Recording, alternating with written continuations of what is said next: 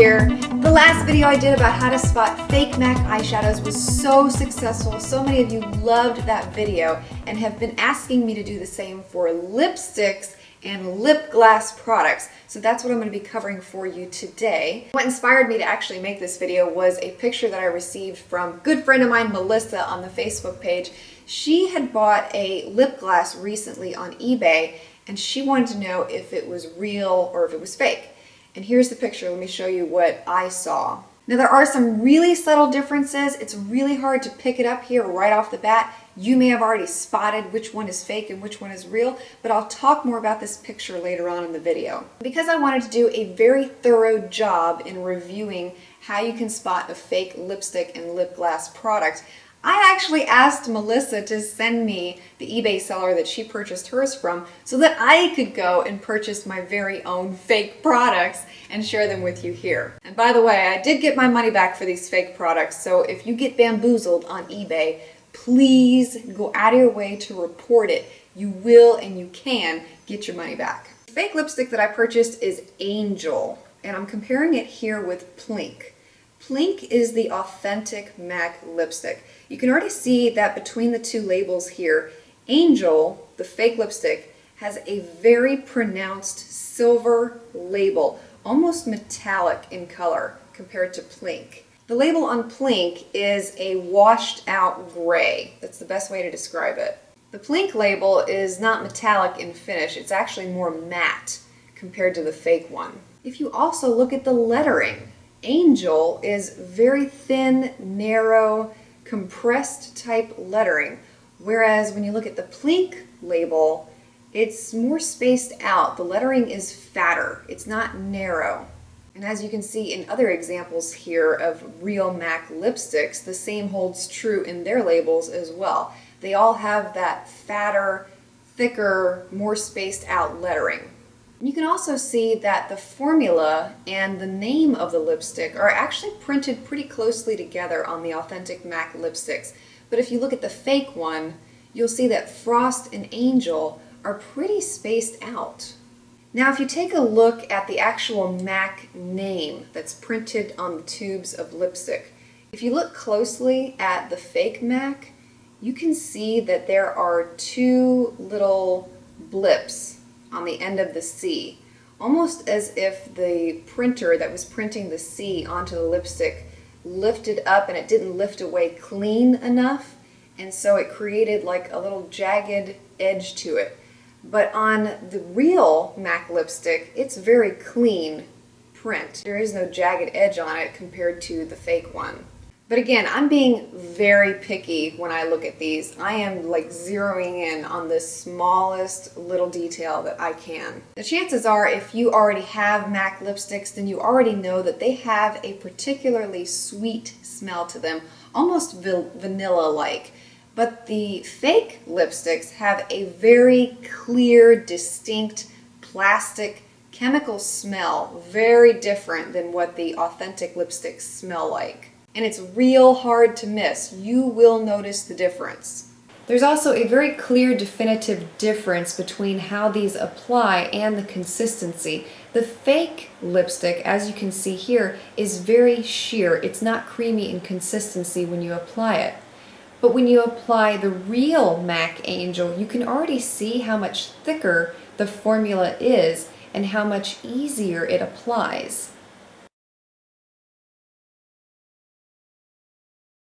Now let's talk about the fake MAC lip glasses. Again, when you look at the label here, you can see that in the fake, the label is silver. It has a sheen to it. Whereas in the authentic lip glass, it has a matte finish label. Gray in nature, very washed out, nothing like the fake one.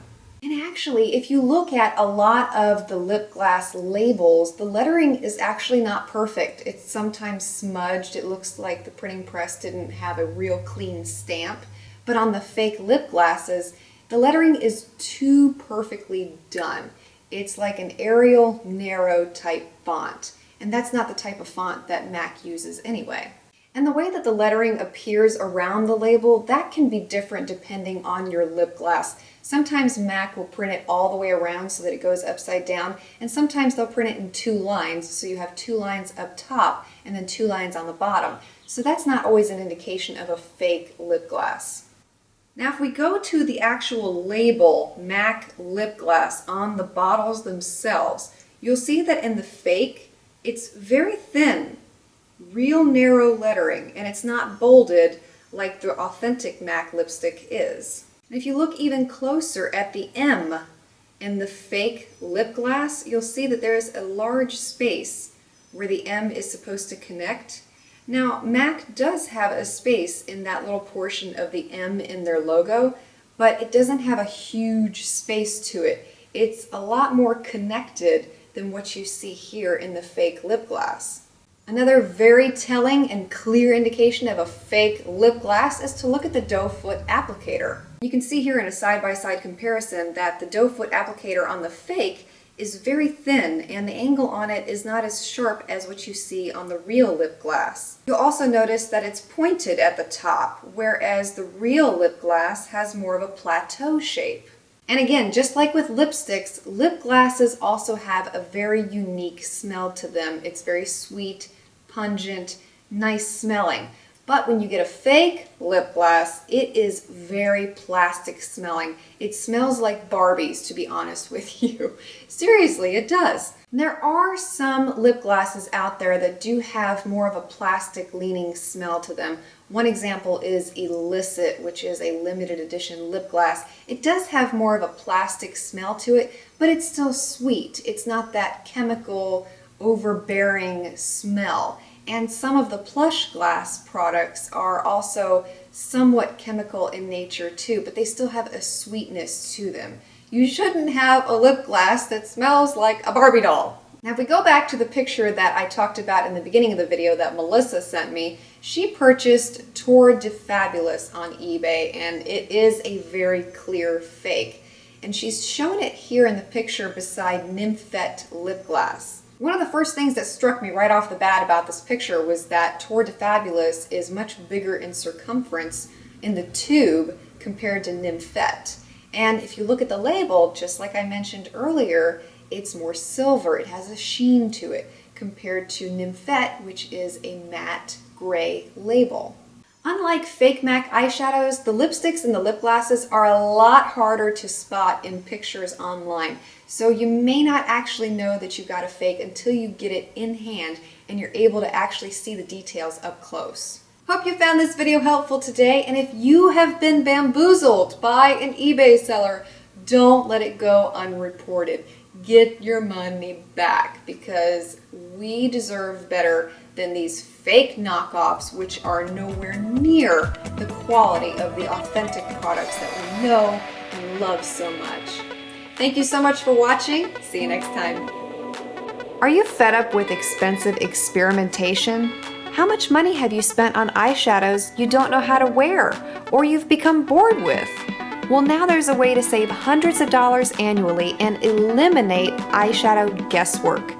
Discover over 1,000 pictures of combinations using eyeshadows from popular brands like MAC, Urban Decay, The Balm, Lorac, and so many more. With new combinations added weekly, you will never run out of ideas. Visit myeyeshadowconsultant.com and become a member today.